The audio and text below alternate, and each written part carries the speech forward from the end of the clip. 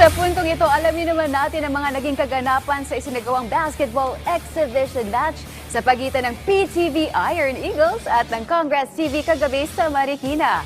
Para sa detalye, narito report ni Pop.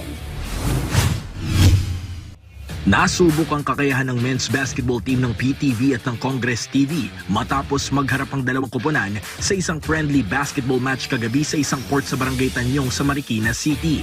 Makalipas ang halos 2 oras sa bakbakan, sinandala ng Congress TV ang kanilang solid shooting at matinding depensa upang manaig sa final score na 99-92. Simula pa lamang ng laban, naging dikdikan ang laro sa pagpapalitan ng score ng bawat koponan kung saan bago magtapos ang second quarter, nasa Congress TV pa ang 3 puntos na kalamangan, 38-35. Ngunit nagbaon ng 3 ang shooting forward ng PTV Iron Eagles na si Aaron Lintag sa mga huling segundo ng first half kasabay ng foul upang makumpleto ang 4-point play at agawin ng kalamangan pagpasok ng halftime. Pagsapit ng ika-4 na quarter, nagkaroon pa ng chance ang Iron Eagles na ipanalo ang laban sa 2 puntos na kalamangan, 72-70, bago makalusot ang isang crucial layup ni Rodnel Baldovino ng Congress TV sa huling 4 na segundo para tuluyang itabla ang serye sa 72-all. Sa tindi ng depensa ng dalawang koponan, umabot pa sa 2 overtime ang laro, pero mas nangibabaw pa rin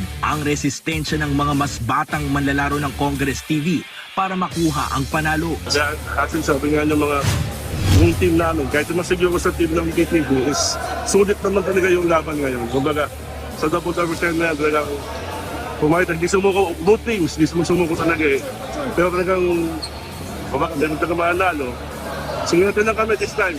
Kasi last time, para ako sa PTV, pero maganda yung laban. At least yung mga players ay nagkakaano naman sila.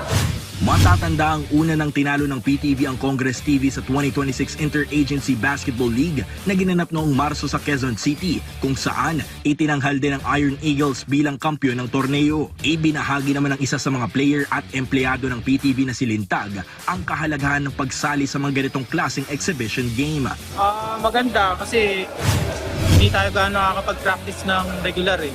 So yung mga gantong tune-up game, malaking maitutulong nito sa PTV team para magkaroon din ng gelling yung team. Kasi alam niyo naman, nagtatrabaho, di ba? Hirap magsama-sama. Kaya mabuti na rin nagkaroon ng gantong exhibition game. Ang PTV Iron Eagles ay kabilang sa mga koponang naglalaro sa isang amateur and developmental basketball league sa Pilipinas na Sinag Liga Asia na may layuning maging aktibo sa pagsali sa mga ganitong klaseng tune-up match bilang preparasyon sa iba pang malalaking ligang nakatakdang salihan ng koponan sa hinaharap. Paulo Salamatin para sa Atletang Pilipino para sa Bagong Pilipinas.